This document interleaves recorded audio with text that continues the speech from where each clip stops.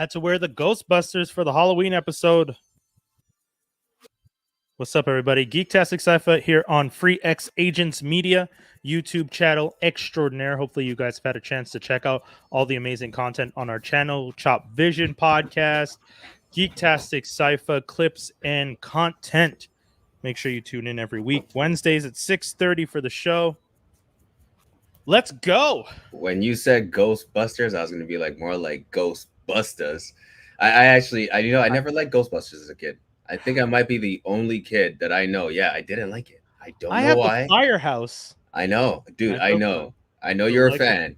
I've heard you guys talk about it on the show, and I think I've kept quiet most of the time because I didn't want to ruin the vibe. Is it just like, were you just a lot younger when it was popular? Like, yeah, I think it just like missed me.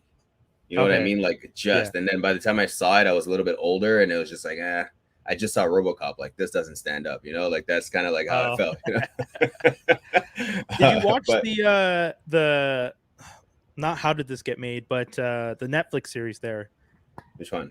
The movies that made us. That's movies that made us. Yeah, I saw Robocop. Yes, I saw the making of Robocop. Yeah, definitely. Are you kidding? I love that movie. It's hilarious when they talk about why they picked the actor. He had luscious lips, luscious lips and a jawline. It was like those are like three criteria they were looking for. He had a Cupid's bow. It's like, okay, calm down. Stop it. That was a bit. It's funny because I was watching it. I was like, okay, I didn't need to know that. Like, As a kid, I didn't watch it and go, this guy has bold lips and like that's weird. That's like, who was that for? That his lips were like for the women, for the men? Like, who are you trying to? I get what they're trying to say. Like, there is a certain aesthetic, especially with the bulkiness of the helmet. That like you kind of. We made fun of Wyatt, right? For when he put on a Captain America helmet, how weird his face looked. Yes, right? That's true. That's the effect they didn't want probably with Robocop. Yeah. Right. You said Wyatt, and I thought of Wyatt Cenac, and I'm like, I've never made fun of Wyatt Cenac. Wyatt Russell. Yeah, probably. Wyatt Russell. Okay. Yeah. I think that sounds white enough. That's what it was. Yeah. So yeah, I definitely get it. Like Judge Dredd. You kind of have to have a certain dimension to your head. My favorite part is when they talked about how Arnold wanted it, and when they put the armor on Arnold, they're just like, "Yeah, this isn't going to work." No, dude, 100%. It's kind of how I feel about Black Adam, to be honest. Oh, yeah, interesting. I feel like The Rock looks way too big. But Black Adam, I mean, that's fair. Black Adam, you're right. In the comic book, Black Adam does not look like Thor, Hulk. He's not that. Yeah, The Rock looks bulky. He looks bulky in that Black Adam costume. He looks like the Hulk with like souped up. Looks huge. I'm like, a punch wouldn't hurt this guy. But then again, it makes sense that they chose him to do it because you want someone that looks like they can't be touched, right? I just don't want it to look too. Did you see that? You saw the promo trailer. Did you guys discuss this at all? The promo trailer for Black Adam? I don't think we discussed it. I know we saw it. I just didn't. I honestly didn't love it, so I was just like, whatever. Yeah. What were your feelings about it? Like, again, I think we have like Rock. I don't want to say too much Rock, but we've definitely had a lot of like influx of the Rock content in the past. I'm not sure why you're shying away from saying too much when too much is exactly the right word. Is there Rock fatigue? I don't know. I don't want Rock fatigue to ruin this movie. It's not. I don't think it's Rock fatigue as much as The Rock is. First of all, it's fatigue about him talking about the bloody movie. Because this man has been talking about, I was born to play Black Adam. No, your Samoan ass was not born to play a Middle Eastern character. I don't understand that. Also, one of the things I desperately want to speak with a Middle Eastern person regarding the fact that historically Middle Eastern characters in movies and TV shows have not been well represented. They're often depicted as terrorists and villains. And the one time that they decided to turn an anti-hero into, I guess, a hero, they decide to not cast a Middle Eastern actor and instead go with a Samoan actor who's ambiguous enough that you could be like, sure, he's Egyptian, which is not the first time. And don't get me wrong. You don't have to be from somewhere to play a character from a specific part of the world. I get that. We have Black British people playing Americans all the time. For me, it's more the commentary of Middle Eastern characters are always depicted as bad guys, and now that one of them is going to be a hero, quote unquote, dude, you're Black not getting a Adam, Middle Eastern actor. Black Adam would have been better served with an unknown actor, in my opinion. Oh, agreed. 100%, 100%. Because it's The Rock. Like, he's supposed to be bad. Like, I'm still not getting this interpretation of Black Adam, because I know The Rock never loses in his movies, right? Yeah. I mean, Fast and Furious. I mean, Vin Diesel had this whole fallout because, you know, they have to land an equal amount of punches. So stupid. And you can't make one look weaker than the other. So how is Black Adam? Again, he probably chose the right character to look invincible or to feel invincible, because Black Adam practically is. It's going to take an army to take him down. But I want him to have that same level of gore and no remorse that I don't think, I mean, initially, that I don't think The Rock can portray, but I will reserve judgment, you know? Quick comment for Devin here. I don't think Sir Ben Kingsley would work as Black Adam. Nah. Even if you try to de-age him, Black Adam doesn't, like, Sir Ben Kingsley as Black Adam when he changes into, let's say he gets defeated and he turns into whatever Black Adam's real name, Amun's whatever. Isn't it Teth Adam or something? Sure, whatever.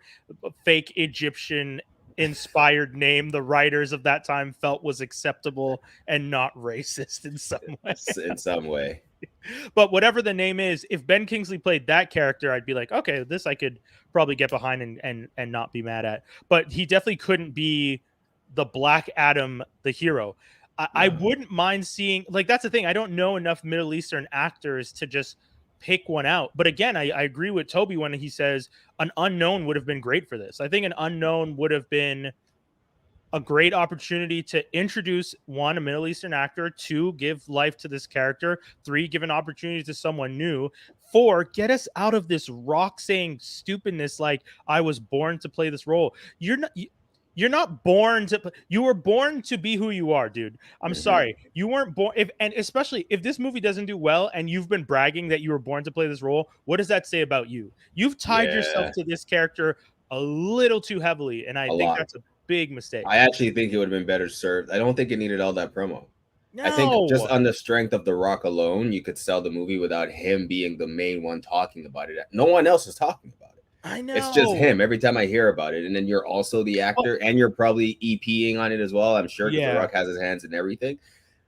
I know Aldis is talking about it quite a bit on his socials, you know, as Carter, Aldis Hodge, who's playing Carter Kane, the Hawkman. Yeah. So I'm looking forward to that, because I like that actor. I like the surrounding cast. Yes. I like the people they've cast in those roles for sure. Yeah. But I don't know, man. I guess we'll see. That the DC fandom was long. Like I was telling everyone last week. See? The Flash. I mean, I watched the whole thing. Flash. I did not like Flash. See, that's maybe where our opinions are a little different. Is I actually 100%.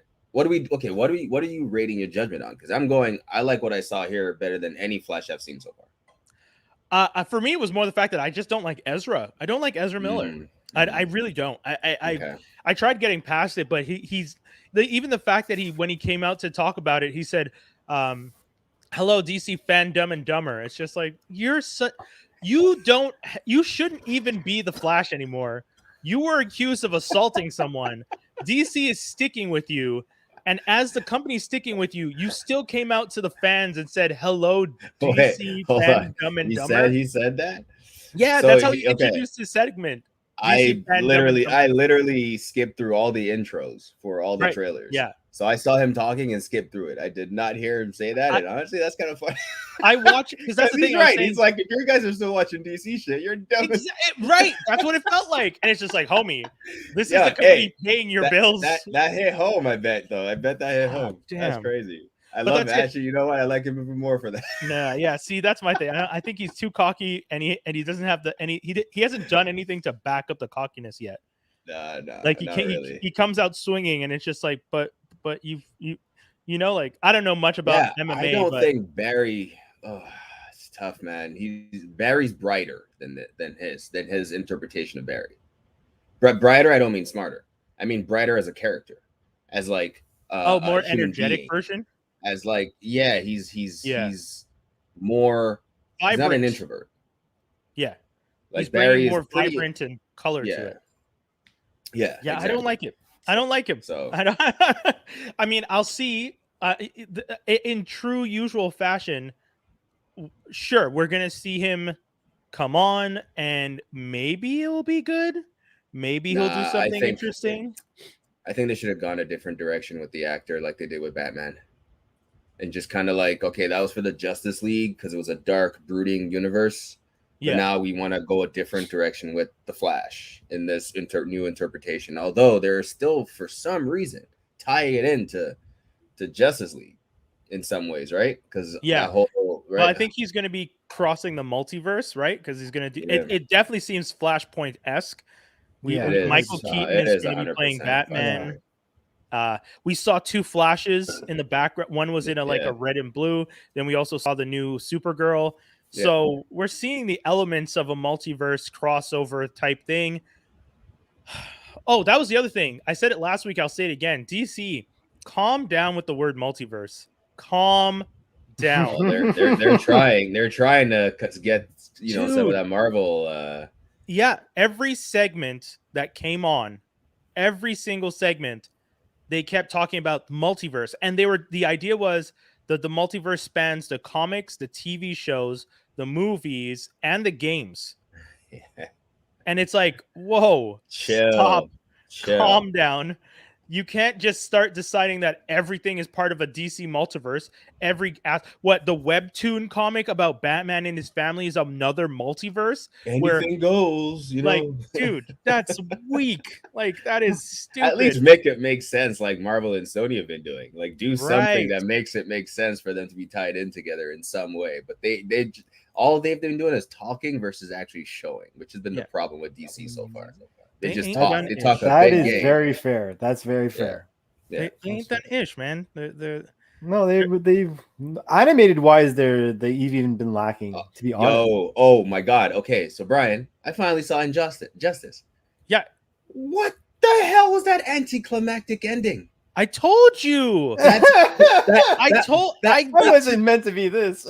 Dude, that blows my mind. I've told everybody that would listen to me that the problem with that Injustice project is the things that they did. So I went back and read some of the comics, and what they were trying to do is they tried to put Injustice Book 1 and fair, Injustice. That's fair. Like, that's your opinion. I get Book 2.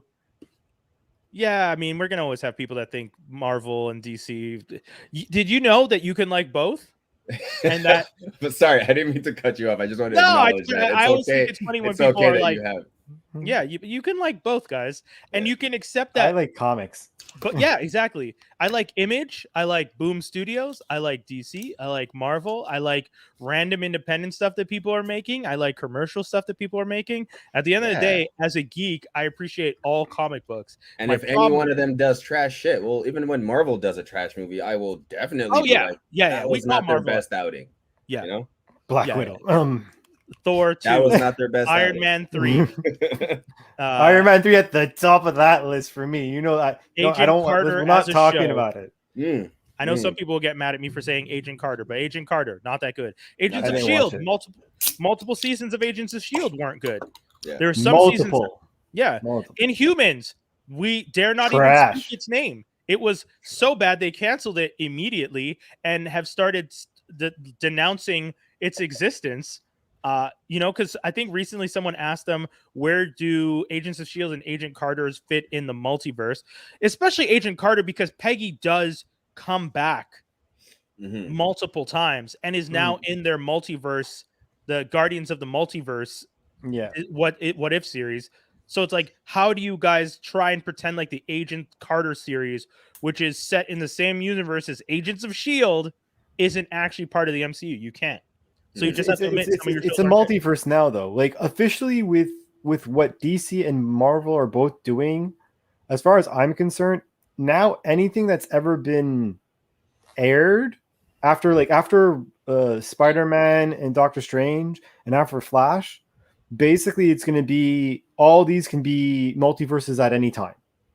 That's how it's going to be. Like that's all it is. And I think that's a cool idea because that means if anything, if someone really likes a certain a multiverse or TV show or whatever, if you like a certain thread, yeah, you could still bring them back in a proper way if as long as you plan it well, which I know Marvel is doing a good job of doing that. So what this means is that you can have standalone movies and not have them tied into any universe because it's another universe. Exactly. Right? Yeah, Batman. You don't need to have a link anymore. I'm just worried. Oh, yeah, that's true. I'm just worried if it starts to go the way of DC though, where it starts to just feel like an unraveled mess. Where they tried to build a multiverse, they realized not a multiverse. They tried to build a universe. They realized they couldn't catch up to Marvel, so they started just referring to everything DC ever makes as the multiverse. So now the Batman film and the Joker film are different parts of the multiverse, and it's just I think Marvel has a 5 to 10 year plan. I'm not even worried there. Yeah. Like for me, Marvel also has more story. We haven't even got yet. Yeah. Sorry. And the X-Men that we haven't even got yet. Like they have so much rope they can hang themselves with. Like at the end of the day, the multiverse they can hang themselves and DC. Yeah, exactly. Wait, what? Sorry, they have enough rope to hang both companies at this point, man. Yeah, like you know what I mean. So just want to circle back to Injustice in the ending because I cut you off when I addressed. So they're trying to blend book 1 and book 2 together. Because book 2 is where Jason Todd shows up as the other Batman, right? And is working with Ra's al Ghul. And then stuff with Ra's happens in book 2, and then it was a mess. They had Damian kind of play. Damian was playing the same role, but they like pushed his story earlier on, getting his grandfather to work with Superman and all that stuff. And that was weird. And I was like, well, obviously, like you can see, I'm like, obviously he's gonna turn on him. Like, obviously. Like it's crazy. Yeah. Anyway, DC, man, just stop. Yeah. Just stop. They're not doing anything interesting. So we'll wait. Just stop. One day we'll get it though. One day they might actually realize that this multiverse they've created has the potential to be interesting. But you know, like I was saying, if you guys saw the review when I did of the Batman, I talked about it. If you're gonna do the Batman and you're just gonna keep coming back to Bruce Wayne, you're eventually gonna lose the fans because people are getting tired of him. You can't just do that character forever. You got to use other characters. You got to build up other people, and that's why I keep saying, just give Dick Grayson the title. Let him be Batman. Bring in Damian as his second. Bring in Damian first of all. Like what they should do is do a Batman story. Bring in Damian, kill Bruce, make Dick Grayson the new Batman, working with Damian. Bring in Tim Drake and bring in what's his name, Jason Todd. Later on, and just be like, oh, they were there the whole time. You don't need their whole backstory. If you're a fan of Batman, at that point you get it. If you're not a fan of Batman, guess what? There's a fucking 1,000 comic books out there where you can figure out who Jason Todd and Tim Drake are. You don't need us or the movies to explain it every time. And that's the thing. If DC's new angle is everything is part of the multiverse, and then fine, then stop telling us the same story every time you introduce a character in this quote-unquote multiverse of yours, and just start later on and let people figure it out from all the other things they can read so they can get an idea. And if anything is specifically different, like in Titans, that Bruce Wayne is different. Just show us the differences in the show. You don't need to show us the differences in some other long, crazy-winded way, you know? So yeah, man. I'm excited though, because as you know, we watch things. So even though it's trash, I may find ways to not have to pay for them. Maybe make someone else pay for it. But I will still be watching it. Actually, as we're talking right now, some news just came in. Oh. Apparently 2023 they're going to start filming a Thunderbolts movie. As well as Fantastic Four and Nova are going to be filming in 2023. Yeah. So that's I haven't fully confirmed it, but it looks like it's coming from a reliable source, as well as an Okoye series and a Shang-Chi spinoff. Shang-Chi spinoff we knew though, because at the end of Shang-Chi, they told us like the legend, the 10 rings or whatever will return. Exactly. So it's been confirmed that's probably 2023, 2024 at this point. I feel like that's the one show where you could bring back Danny Rand, Iron Fist. You don't have to bring back the same actor, but you can. I was about to say, we're gonna have a long conversation right now. Yeah, no. Finn Jones wasn't doing it, and that's fine. Sorry. Learn how to fight. Yeah, that or get better stunt coordinators, or just use a stunt coordinator. The second season, the stunt coordination was better. The fights were better in the second season. I agree, but at that point in time, it was such a steep hill you made. Yeah, and it was still winter time. You're still going up, and it was raining, and that was deep. Yeah, there's a few slips, but season 2 was better for fight scene wise than season 1. It's just that it still wasn't good. That's the problem, and that's what made it almost unbearable to watch at times. But I gotta say, the actress who played Elektra, she was solid. I would love seeing her come back. Loved her interpretation. From that universe, though, it's like there's so many people I would pull. I like Charlie Cox, for sure, right away. Well, did you hear the joke? He said that if if someone else was cast, he would get the costume and go and fight them for it. He probably would. Yeah, I think it would be great. I would love it. He acted so well. I thought he was blind for real. This. Yeah, dude, I know, right? Killed it. Barenthal is easily pretty much the best version of the Punisher. 100%. Yeah. I liked Thomas Jane in some aspects in the movie, but overall it was that movie was obviously not the greatest. And then the Warzone filmed in Montreal, one of the most painful things I've ever watched in my life. I like watching senseless action movies of just random killings like John Wick and all that stuff, and even for me I was like, this is just pointless. It was the bad. Story was trash. The story was 100% trash, but I was like, oh, this is a better violent Punisher than the first one we got. Yes. Right? Yeah, it was cartoony violent, I found, in how they did it. But that intro scene with the dinner and him, that was sick. That was sick. But yes, you're right. Overall, it was trash. I won't lie. Overall, it was trash. I still would prefer to watch the Dolph Lundgren Punisher over that movie. Oh, that's all. God. Next, you're gonna say you're gonna want to watch Nick Fury's. Yeah, David Hasselhoff. No, thank you. That I watched once, and it's still etched in my mind. There's still some scenes, still in my mind. Ugh, have mercy. I don't want to see this. That movie is honestly, wow. Dude, at this point, Marvel needs to give us. They've introduced the multiverse. They push back films. Toby, you weren't there last week, but the boys were shitting on us because they pushed back some of the movies. Your fault. It's your fault. Thank you so much.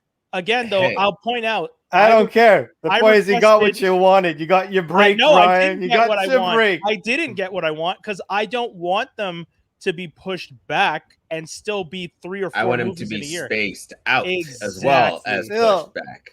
So the next news we're gonna get is that they're actually spacing. Yeah, exactly. That's what I'm saying. Stop it. Stop talking. Out. They listen. Stop talking. That's actually pretty random. That's hilarious. Space the movies out.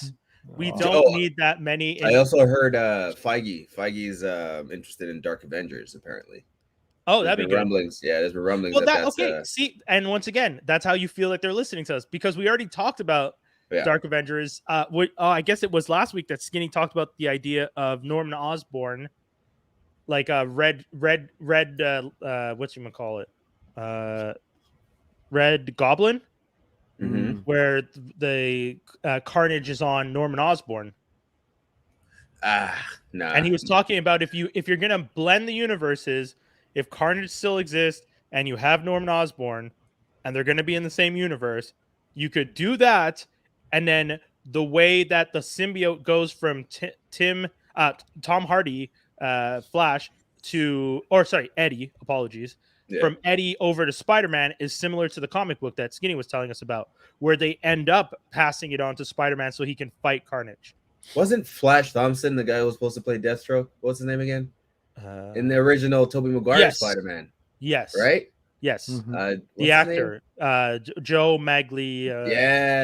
That's true. That's crazy. When you said it, I was like, wait a second. There was a Flash. Yeah. That's crazy. But yeah, man, I mean, let's I mean, I wasn't going to announce this now, but we just got the news. Rhys Ifans Lizard from The Amazing Spider-Man and Thomas Hayden Church's Sandman are both supposed to appear in No Way Home now.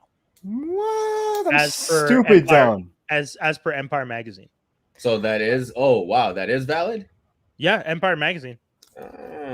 But That's a lot of casting, though, guys. Like again, wasn't that originally a Sinister's 5 supposed to be already? Well, Sinister 6 we were expecting because we have Electro, we have why is it going to be 5?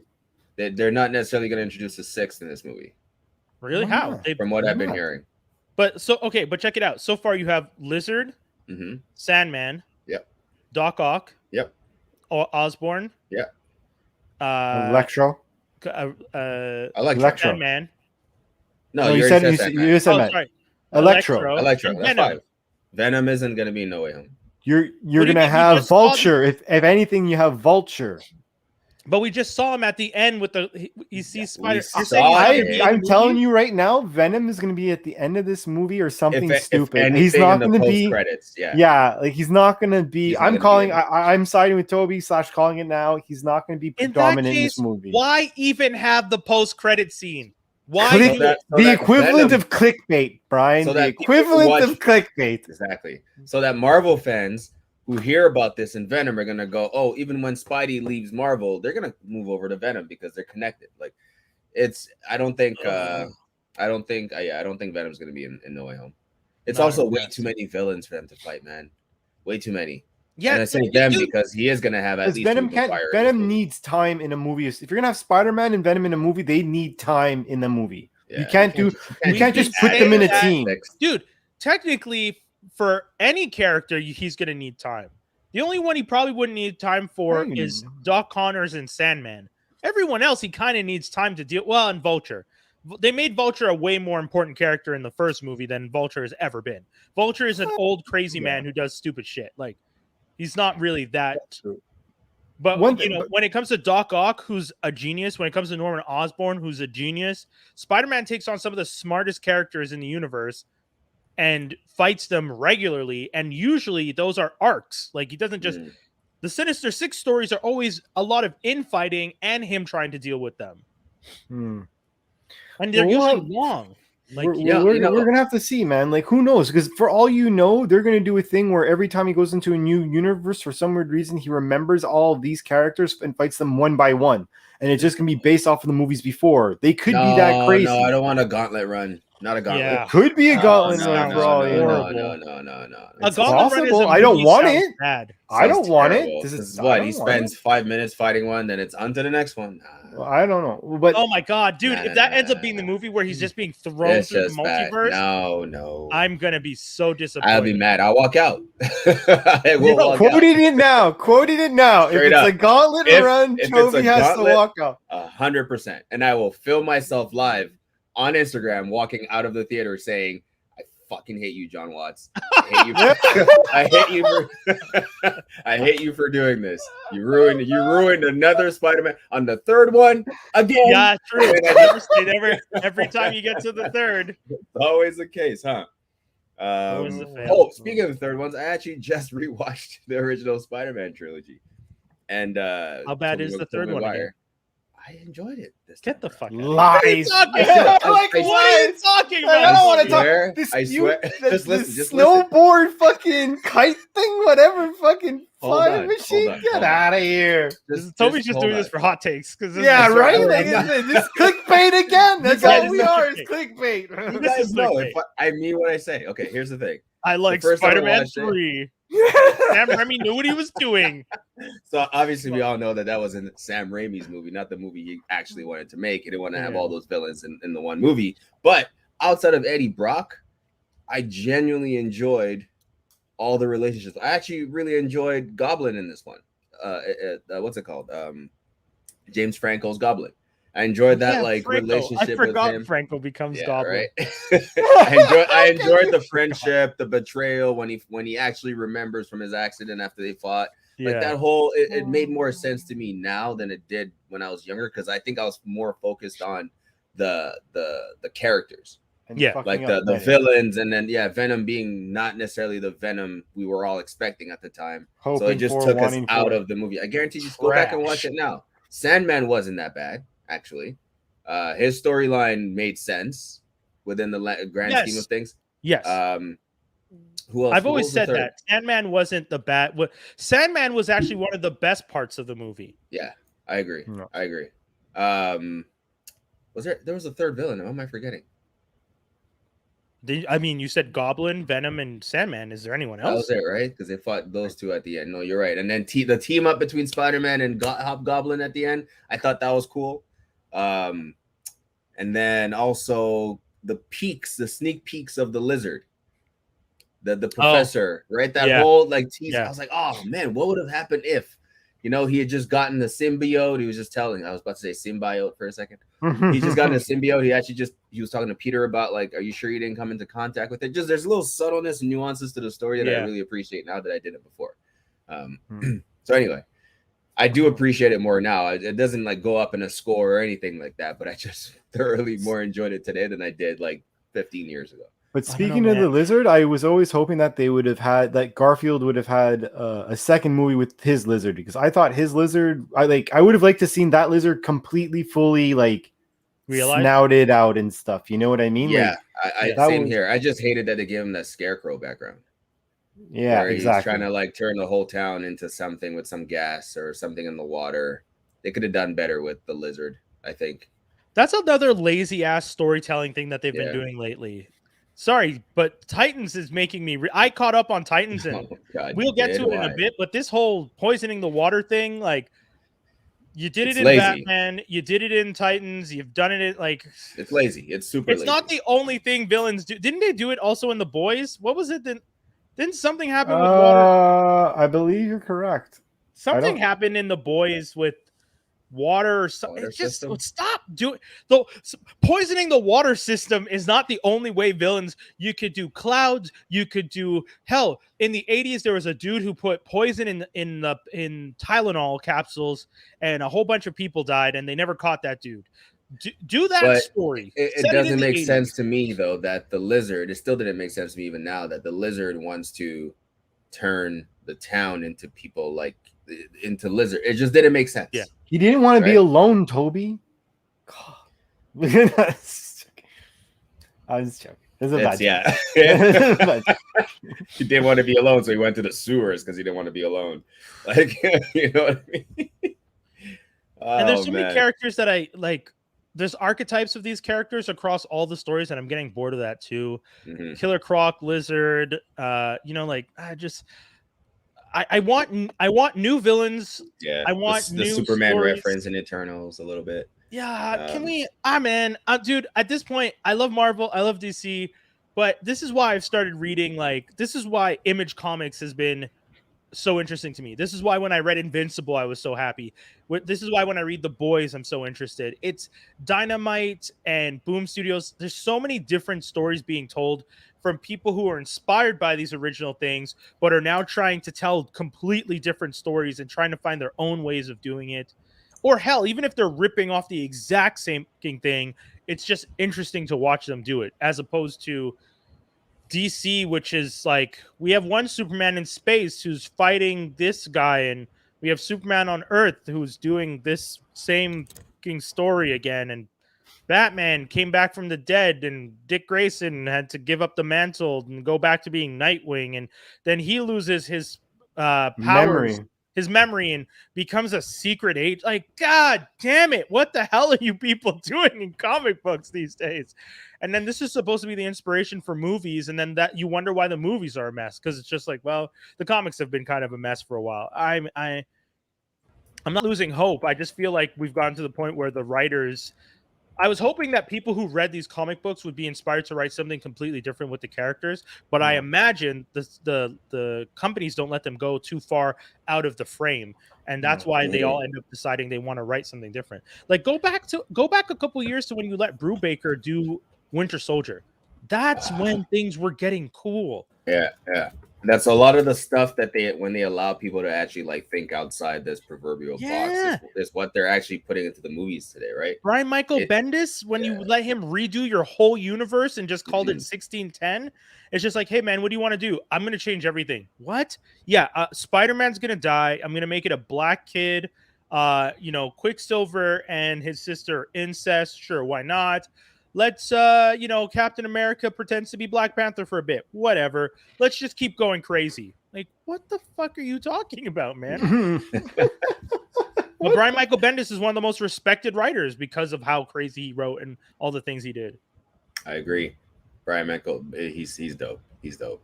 There's just so many of those that I feel would have been benefited from maybe even running their own sort of comic. But I think it's also people are like kind of too nervous to take major risks now, especially with how I'll use this term, how PC the world has become. Like there's always like different ways to maneuver. But like I think the worst one is honestly Justice League. If you read Justice League, I've been reading Justice League for a while, and straight up, it's like the exact same story,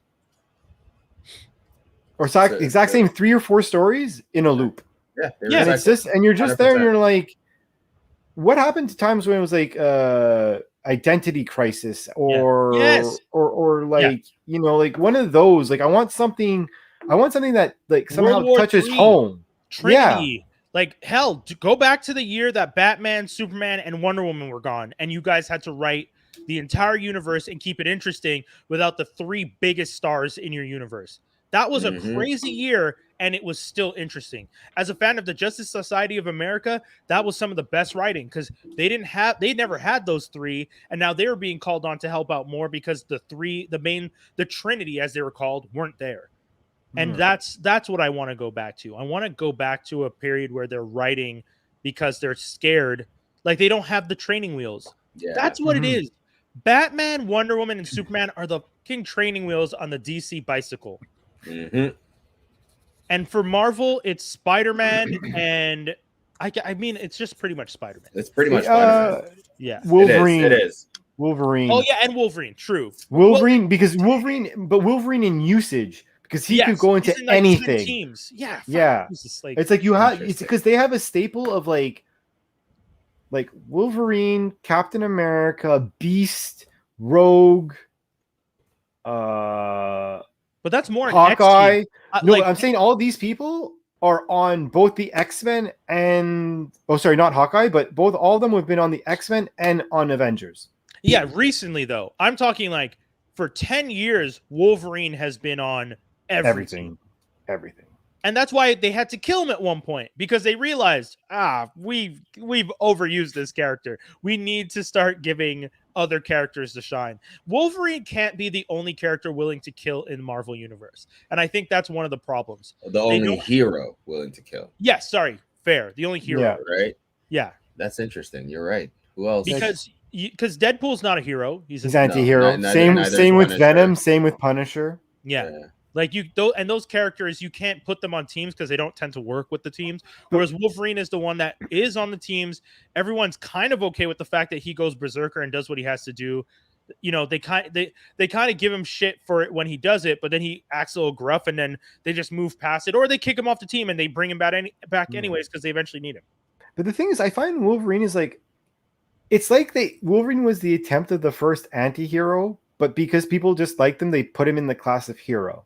You know what I mean? Was he initially an anti-hero? I don't know. I mean, no, but that's what I'm saying.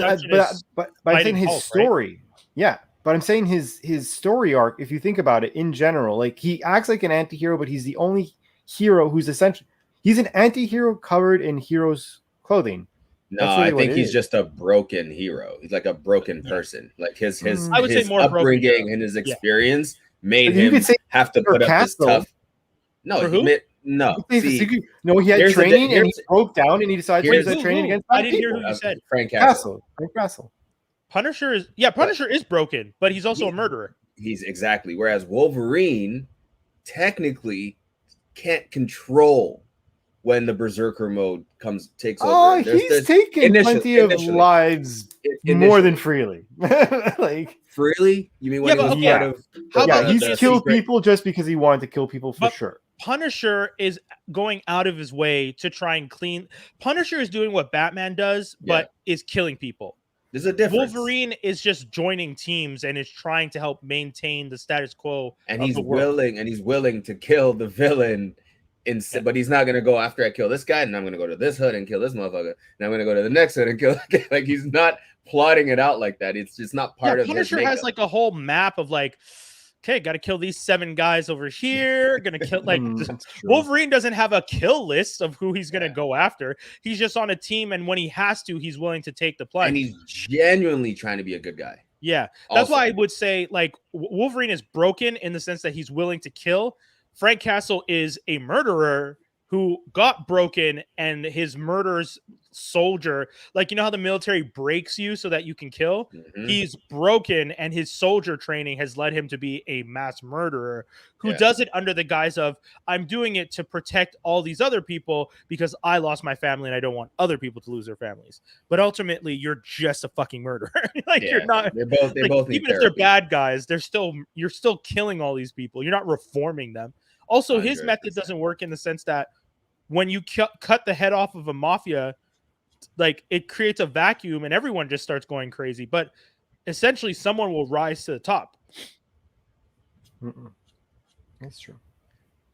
You need an underworld. You need an underworld. You do need an underworld. Dude, you need an underworld. That should be the name of this episode. You need an underworld. You need an underworld. That episode of Battlestar Galactica, when they tried to get rid of their underworld, there's like the black market, and it completely falls apart. And they realize, oh, you need a black market. You need someone to continue to do certain things and get certain things and make certain deals that you as a government doesn't want to do. I see you wearing the treats, Skinny. Don't pretend like you ain't trying to show off with the cap. Tilting down. Okay. Tilting the cap down. I'm not mad. Where'd you get that snapback? I want that snapback, man. All I wear is snapbacks. Courtesy of a friend of mine that swung by the old place the other day, and he dropped off a hat that I, thank you for providing me with one. These are new era quality snapbacks, and nice. Fits nice. Looks good. Okay. See, now I feel left out. You can't just gift one of us and not expect the rest to want something. Oh, this one? No. I paid. I mean, you know what I mean? Like I see. Okay. Right. I wanted the hat. Nobody gifts out here, but yeah.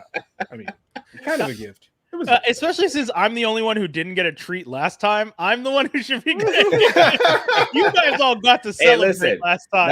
That was your choice. All right. Well, yeah, because I don't partake. But that's fair.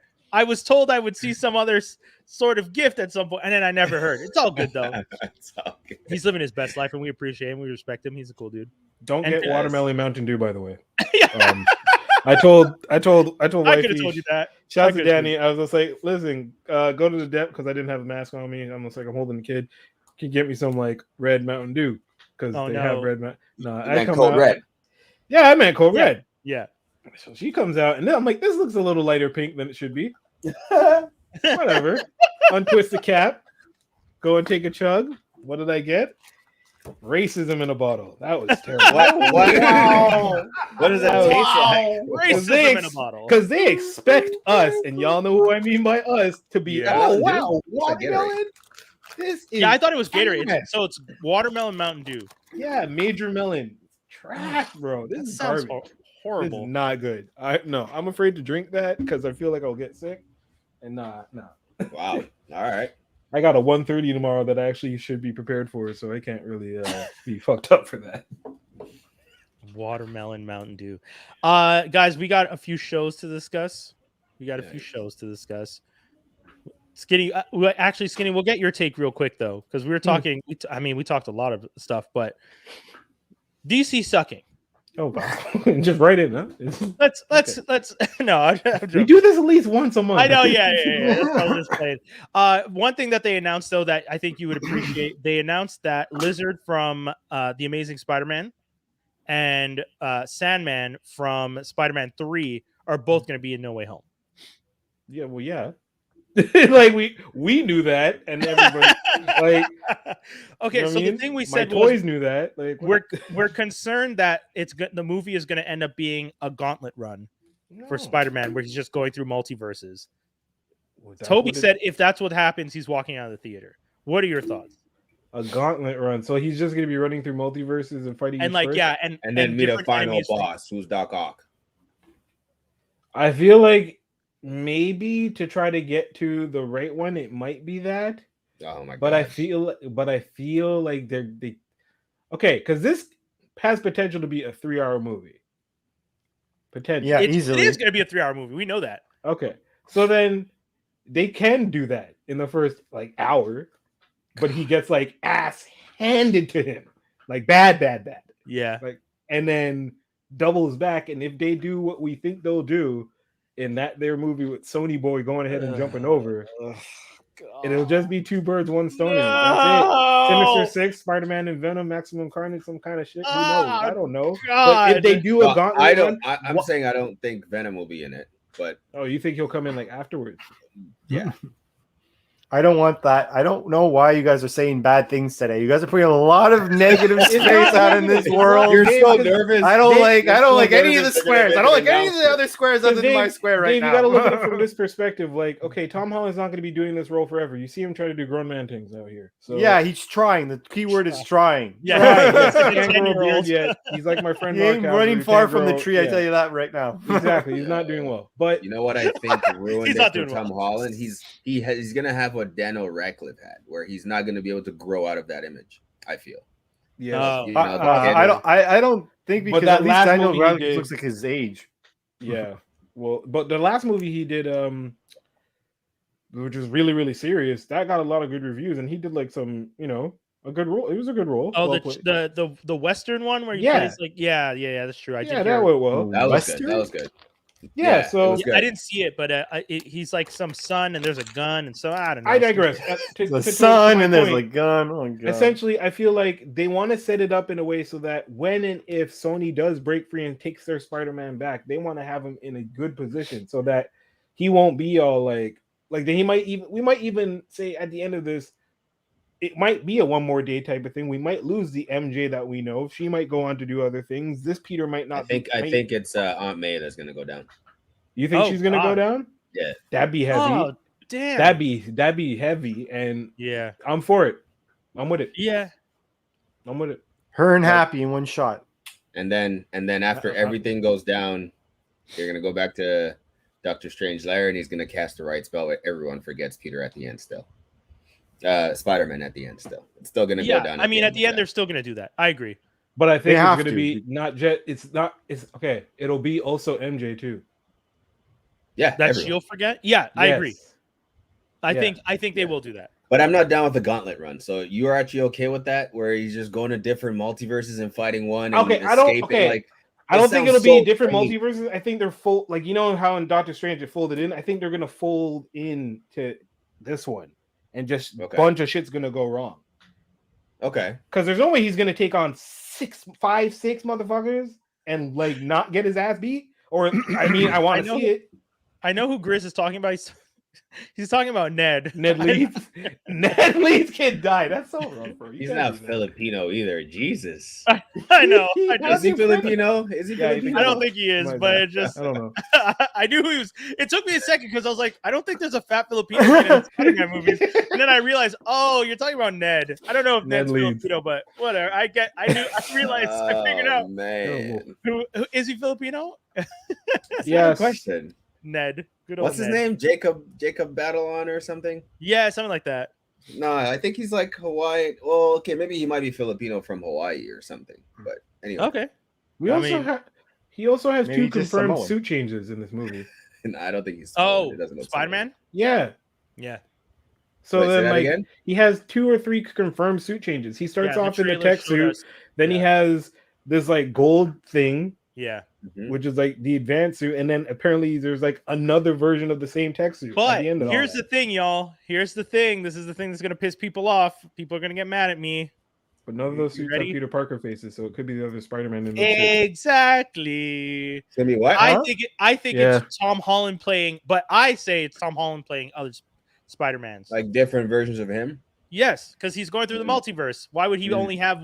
If you're going through the multiverse and all these villains are there, why would Spider-Man be the only person that is still just... I think when he goes to the multiverse, his costume changes with going trans. But if that's the case, then then that means the gauntlet is happening, and that's not established. That's not established in the traveling between universes. Where that you close it. Yeah. Okay. Hold on, but you guys are saying gauntlets like it's bad, and it's based on other people who have attempted gauntlets. This is Marvel we're talking about, people. I guess. I just hope it would be a lot. If you're gonna do it better. They pulled off the Endgame fight. I'm pretty sure they can handle Spider-Man beating up 6 dudes, and if not, them beating his ass.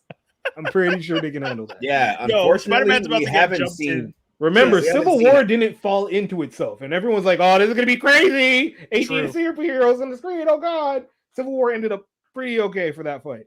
Yeah, but that was a team versus a team, and they took out the two big bad. Like they took out Thor, and just sent them away. Yeah, they're just like, okay, if we're gonna do this, we got to get rid of 2 specific characters because we can't have them pick sides. It would be too powerful. They would destroy the whole city.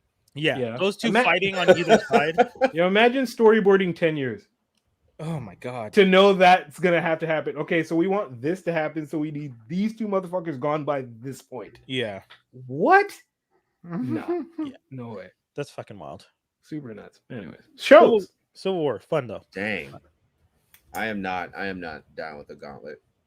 We're still on this? We're still on this hypothetical of maybe a gauntlet? I'm thinking about it so much led to this. They have to make it. If they're going to do that, it has to be like the craziest action I've ever seen in my life.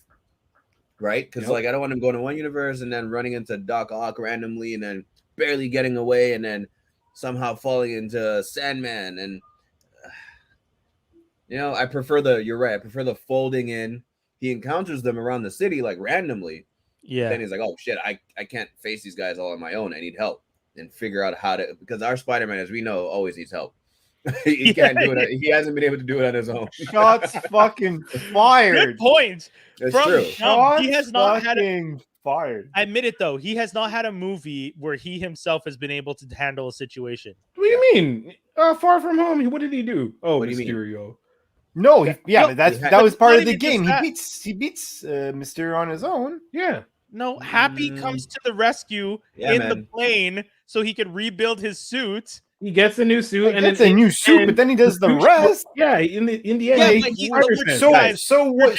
James Bond and Q. James Bond and Q. No, so we're gonna just come on. You guys James Bond doesn't do shit on his own. He always has Q. Show me the Iron Man movies where Iron Man needs someone to come and bail him out.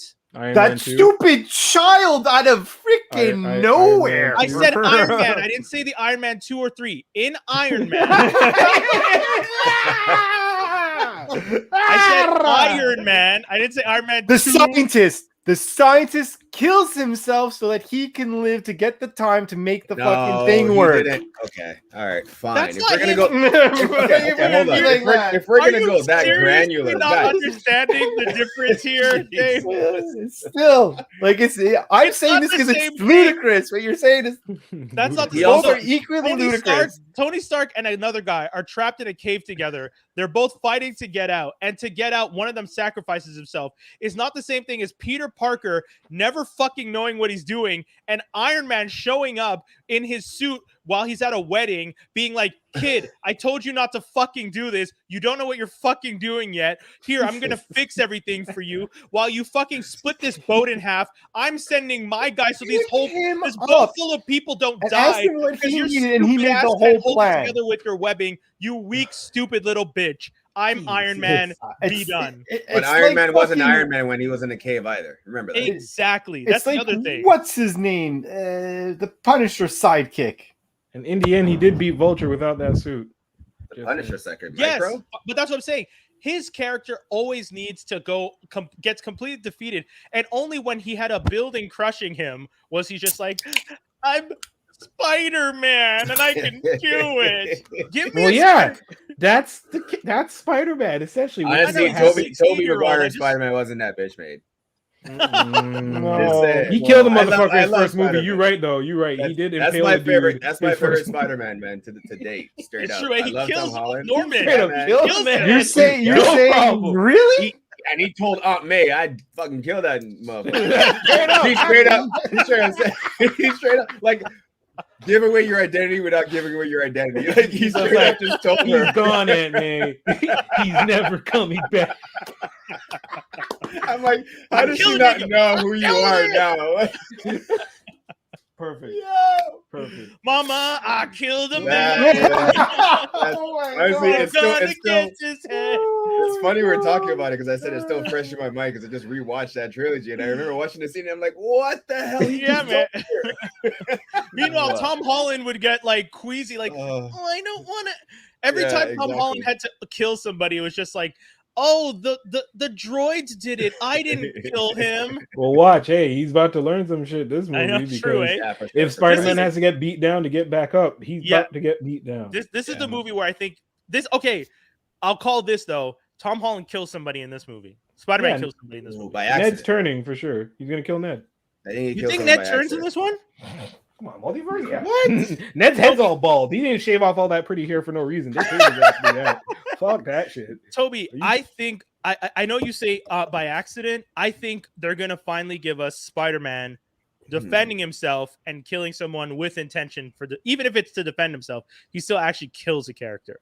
I think we finally get him killing a character, not just roping them up. And I don't think it's gonna be like knowing Marvel, they're not gonna make it seem like it's this really bad thing. It's gonna be like he didn't have a choice, like Superman with Zod type shit. You know what I'm saying? Damn. Yeah. Damn. I don't know if our Spider-Man has worked up to that point that's okay. No, he's not going to be okay with it. That's what I'm saying. Why I think at the end is going to end with him wiping memories. Then he's going to wipe the memories, and he's going to be stuck with the emotional baggage of having taken a life. That's deep. You can't just keep making Tom Holland play this happy-go-lucky Spider-Man. No, you're right. MCU. You're right. He needs a tragedy. It doesn't add up in this universe. Iron Man, Tony Stark, he's not related to him, so I don't know if that was. Hit me, Skinny. Skinny just had an epiphany. You know what? Is it going to be like he's going to kill himself? Just like Skinny had an epiphany. Hey, so if they do bring these other Spider-Man in these movies, but they don't necessarily cast them and so on and so forth, my man's going to go ahead and wipe everybody's brain and then take himself and switch with the next Spider-Man and go to another universe. That universe being the Sonyverse. That's why we get a next Spider-Man. Hey. So Tom Holland doesn't have to come back, and if he is contractually forced to come back, but is not part of a Disney. I think he's signed on for 4 Spider-Man movies. I think is what he said. So if he's doing 4, then who knows where he'll end up with the 4th one? I know they're doing Secret Wars. So he's coming back for that. But otherwise, Devin, you're not the only one. I think a lot of people are hoping this happens. Maybe end with the black symbiote suit. Ends up in the black that would go with suit. Skinny's theory from last week with Red Carnage, Venom. But that's why I was saying, because Toby and Dave were saying, oh, the Venom's not going to be in this movie. He's going to be in post-credit scene. I don't like that. If you ended the Sony Venom film with the fucking cameo and then you just have him show up in the post-credit scene of this next movie, I'm going to be mad. Yep. I'm going to be like, you shouldn't have put that at the end. Prepare to be angry.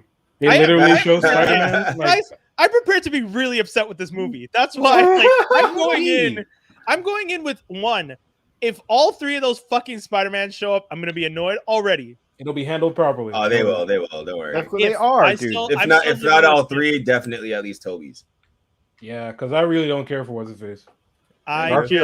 Bad attitude skater spider. And also, all the attention has been on him more than Toby too. You notice that? Devin's theory, though, I'm not mad at that. If he does kill someone and it's the black suits, that makes Venom a bad guy, and then Spidey goes back to his regular suit. That would be interesting. Oh, okay. Yeah. But if anything, if he does that, then the post-credit scene's going to be like Venom, like the symbiote, because the symbiote did mention that it feels itself through multiple universes or whatever. Yeah. If he gets rid of him, they're going to somehow tie it to him getting rid of it being that one somehow. What perfect timing that the symbiote connects to multiple universes as we're connecting with the multiverse. As we just talked about announcing a Marvel Legends Null coming out. So yeah, Null's coming. Oh yeah, for sure. They've been talking about ever since you both mentioned Null. They've been everywhere. Everyone's been talking about Null all the time. Like, I don't understand. Dog, I bugged out this weekend when they were like, "Oh yeah, Null figure's coming." I'm like, "The fuck?" Like what? They're all listening, man. Yes, all it's crazy. fucking listening. 100%. Yeah. This was okay. I'm just gonna tell people the opening segment of the show is always supposed to be 20 to 30 minutes. This is an hour. Yeah, we haven't even talked about the other show. We've talked about Spider-Man and comic book evolution. That's all we've talked about for the last hour. And Injustice. Yeah, sure. We shit on DC for a bit. We talked about Danny Rand, Finn not being a good Iron Fist. Talked about Punisher. Did you hear that they officially like decasted Agents of S.H.I.E.L.D. from being in the continuity? Okay, or whatever? so is that because I didn't? So this is the thing that bothers me. They officially cut it out. Yeah, they're like, nah, it's not canon. Like, no. Wait, so what's not like, canon? Agents of S.H.I.E.L.D. But then how is Agent Carter canon? Because Agent Carter is connected to Agent. Anyways, whatever. Moving on. I'm gonna get mad. Toby, Man, yeah. You want to hit us with this alone? Oh, it's just a random. Okay, so I was talking to a friend. I forget who right now. Maybe a couple weeks ago, before I went on vacation. I saw this one I don't really care much about. We were talking about no shout out. We were talking about Naked and Afraid. Okay. You ever seen that show where like they dump two people out in the wilderness and they get like one or two tools or one each? I've heard of it, but I've never watched it. It's crazy. First of all, they drop them in like the Amazon or some area like crazy jungle, and they have to survive for I think 7 to 14 days. I forget how long. Like straight up naked. And they have to build their shelter, and then at the end of it, they have to make their way to like this exfil point where they get extracted. The other side of this show, there's a show called Alone. It's on the History Channel. It's got about like 8 or 9 seasons now. I don't know how many, but I started watching it recently, and it is crazy. They dump 10 people. First season was just all men, but I'm on the second season now, and it's like mixed. It's like men and women, but they dump you on Vancouver Island. What? Straight. It's like I never knew it was like this, but it's straight up just a jungle. It's always wet. Like imagine the West Coast rainy weather, and it's just a wet area. Like it's marshy. It's got a beach and everything, but there's rarely ever a sunny day. And I think they picked the right time of year. They probably pick like late fall to like dump them in this area, and they dump them at different points of Vancouver Island. Where they can't get to each other. So each contestant is actually alone. Like you're alone in the wilderness. Here's the kicker. This island has the highest population of cougars. Stop it. What the hell? Nah. Why would we hold on. The highest population of cougars, the highest concentration of black bears, and wolves. Question. So yeah. Wait, quick question. Wait. Ask your question. Because Toby, Skinny, know the question. Ain't no black people doing this. Thank you. So season two does have one. What? And I think they might start having more. And there's a lot more women this season too. Sure. But how many of this out of all you've seen have been people of color? Oh, that was just the one. No, okay. I'm not trying to do that. But the first season, so the first season, I'll bet you come get anything. Your peoples then. I'll bet you again, white people are the only ones who will hammer a nail to the side of a cliff and hang and sleep in that cliffside bed. I don't know. I don't know why people do this. Do sign the contract saying if you die, it is not our fault because the prize money is a lot. It's $500,000. No. That's not a lot, Toby. That's not setting me up for the rest of my life. Listen, this is a week if I survive this shit. This is the History Channel. This is the History Channel. We're not talking about ABC or CBS. Let me get this. Wait, what happens for runner-ups? Let me get this. Okay. What happens for runner-ups? Can I finish explaining? That might be the title. What happens to runner-ups? What do you think, Dave? They're all dead. They feed him to the cougars. I don't know what to tell you. But okay, so check it. They're alone, man. You guys are joking. Come on, man. All right, so they're alone on the island. Honestly, the first day in the first season, 2 people there's like, nah, I ain't doing this. They heard bears around their camp at night. They're like, you could see it in their face. They're freaking out. Like, you're in the wild on their turf. You have to survive, and you don't know. The kicker is you don't know when people tap out. So it could be weeks, it could be months, it could be days, it could be however long. You're on that island until everyone else is tapped out. Hold on. I have a very important question. Yes. So let's say there's 2 people left, right? Yeah. If the last person taps out, do they go out and finally tell the guy you could stop? Or do they leave that fucker to do that for us? They do go out and tell you like the next day or the same day or the next day, like, hey, okay, you're the only one left. Okay, so there's at least a sign. If you wait till the next day and I had to sleep another night when you knew full well I had $500,000 in my bank account and I'm sleeping on a rock, I'm gonna smack the shit out of you with the rock that night. Yeah. Yo, you guys mentioned the black guy. He didn't last a day. Hell yeah, he didn't last a day. Yo, why would you? He got dropped off. He got dropped off at 7 a.m. and by like 3-4 p.m. he's like, nah, I ain't doing this. And he called. He's like, nah, come get me off this island. And before that, they show clips of each contestant at home with their family, prepping and talking and talking shit before they go. Right, this is for my family, blah blah blah. And one of the things he said was like, yeah, he's from the military, so he's just like, man, if they leave me on the island with the bear, they're gonna have to come get the bear because like he's just talking so much smack. And the moment he got dropped on the island, he started seeing bear shit everywhere, right? Because you're like, you're on their turf, it's everywhere. Honestly, the ones that do last, you start to kind of see a switch, like a flip in terms of like they almost become one with their surroundings. Like they're so more in tune with the noises. They understand that if they give the space, then the animal doesn't come. If the bears get close, you really just have to yell. Like bears really, for some reason, don't like loud noises. Yeah, they don't want to fuck with you. You gotta go like, hey bear, like loud and be firm with your sort of and they will go. The only ones I would be worried about is the cougars. Wolves, not so much, but the cougars, because they hunt at night and they usually tend to hunt from behind. Attack from behind. I get scared of cougars in video games, my G. But I jump in Red Dead 2 Far Cry when I was playing Far Cry. Dude, Red Dead 2 when you're playing and you go up into the mountains and they just jump you. Yeah. They jump your horse. Your horse is like, fuck this. Yeah, no. I'm not. When your horse starts freaking out, you don't know why at first, and you're like, what's happening? Yeah. You ever play Far Cry Primal? Yeah. Anyway, but on this show, they get to bring 10 items with them. So a lot of them bring like the ferro rod where you can kind of make fire quickly. So as long as you have fire, if you don't have fire, you're done. Yeah, the first season the contestants went just over 2 months. Oh shit. Yeah, man. It was crazy. It was nuts. And how many? When you say contestants, how many? Like obviously 2, but like, would you say a lot lasted that long, or was it just like 2 specific people? I would say maybe half of them lasted just a month and a half to 2 months. 2 months? Oh shit! And then some of them were forced to tap out because they lost their fire making thing, and like you're done. Like you're done. Hypothermia, like there's no way you're surviving without fire. No way. Like it really makes you realize the importance of fire in our evolution. But if we never invented fire, we may not have made it as a species. I tell you that much. But does the show pull them out if they lose it, or do they call and say we're done? They all have a sat phone that they can use at any time and say, and they can be tracked to like where they're located and just be like, all right, I'm done. And like one guy actually was being stalked by a cougar.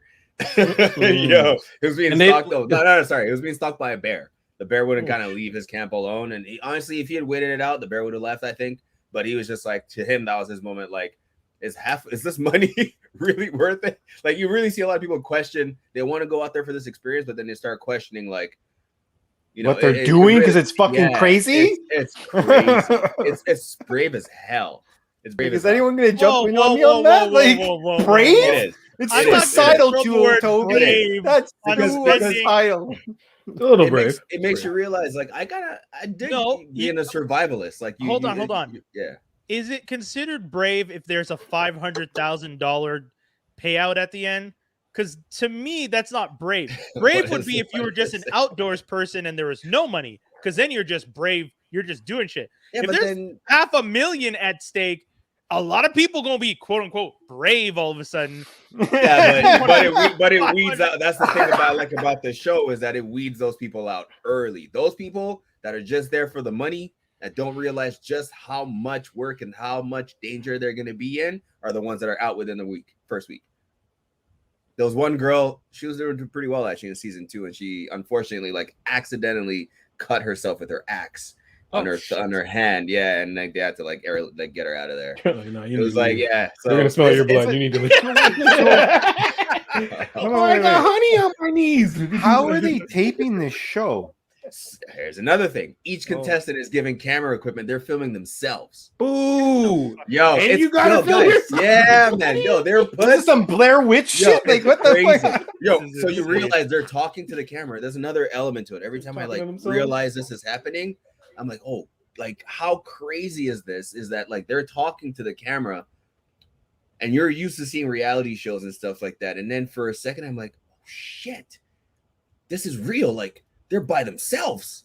Like the thing he's saying or she's saying right now is legit. You know what I mean? Like they're talking to themselves. You know and they start having these confessional moments. Like it really breaks them down. Eventually is they start thinking about all the past things they've done. And it's pretty crazy shit are you watching? It is pretty. What type of anyway, I would recommend sadistic crap mind do you got going on here? I didn't mind the horror, but this bothers me a bit. I think it's good. It's actually a real in-depth dive into the human psyche a little bit in that way. I like it a lot. So my show is Invasion. It is not a reality show where bears and cougars hunt you on an island for the pleasure of the masses. Like this is some Roman time fucking crazy shit. Yo, it's fantastic. With all of us just going thumbs down watching them die in the battle pit. No, Invasion is about some sort of invasion. Your usual everyday run of the mill crazy ass TV show. The show's kind of crazy. The first and second episode. So the show is supposed to be from the story of 5 different people watching some crazy invasion shit happen. But I'm gonna stick to Anisha. Anisha's out here with her 2 kids. You see them living their best lives. They wake up to dad. Dad's all happy. Everyone's loving their lives, having a good time. Dad goes to work. Anisha's I don't know what Anisha does. They don't really explain. The kids go to school. All of a sudden, all the kids in the school get a nosebleed except for her son. Her daughter gets a nosebleed, and every other kid gets a nosebleed in the whole school except for her son. So she was So she was studying to be a doctor, but she didn't finish. So she takes the kids to see the pediatrician. They start asking questions. She did some weird procedure in the car that's very difficult. The doctor starts going, oh, it's a very hard procedure to do while you're driving. Are you a doctor? She's just like, no, I went to med school. He's just like, oh, where'd you go to med school? I went to Harvard. You? And it's just like, yeah, bitch, put you in your place. I can do this while driving. So you get this sense that Anisha really knows what's going on. She seems like a chill character. Let me tell you. Here we go. The son is looking for the dad because no one could reach the dad all day after all this shit happens. Son looks on the tablet, sees the dad's location, says, where's dad? Mom looks over at the tablet, goes, where is that? Next thing you know, my girl drives to the location and finds hubby banging some chick on the bathroom counter, sleeping with the girl next door. This dumb motherfucker is out here with the windows and curtains wide open, banging lady up against the wall. Anisha's in the window crying, goes back to the car. I start laughing because I know this woman did not just bring her kids to come find out if the husband is cheating. And what do you hear in the backseat? Mommy, where are we? I am dying. I start cracking up. I'm like, this woman brought her kids to come see the kid. What? She just tells the kid, oh, I just had to run an errand, as she's like audibly crying in the front seat driving. She realizes who this woman is, does a reverse address search, finds all this stuff, finds out that the woman is a chef on Instagram, makes the meal that the woman made in her last Instagram post. When the husband comes home, serves the husband the meal. Hold on, wait. Is Anissa black? No, brown, but might as well have been. That's kind of that's that. Yeah, that's hard. That is some I know what you did, and I'm about to fuck your ass up type movement. And I loved it. I loved it. The only thing that stopped it was the actual invasion starts to happen. So shit starts happening. Things like people's houses on the block start getting hit. All this crazy shit's happening. The only house that doesn't get hit, their house. What kind of shit is this? Then the son, who was the only one who didn't have the nosebleed, starts screaming because he starts hearing something go, Wajo, Wajo, Wajo, and he's freaking out. The mom's like, what's wrong? He's just like, you don't hear it? Everyone's just like, no. Dude, this husband now, all panicked, freaked out, is like, starts telling her, I was going to leave you. Oh, wait, hold on. When all this is happening, he decides to tell her, I was going to leave you. He, at one point when the son is screaming, he says, I'm going to call 911. He goes into the other room. She hears him. She's like, that's not 911. He picks up the phone. He calls the mistress. This man, during an invasion where everything is falling apart, calls his mistress when he tells his wife he's going to call 911.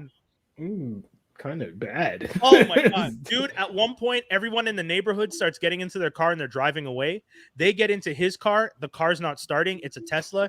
He's all panicky. He doesn't know how to start the Tesla. He's like all confused. He's like, he gets out of the car. He sees one of the neighbors driving away. He runs up to the neighbor. He's just like, let me in. Let me in. The neighbor's just like, we can't take all of you. My man says, just take me.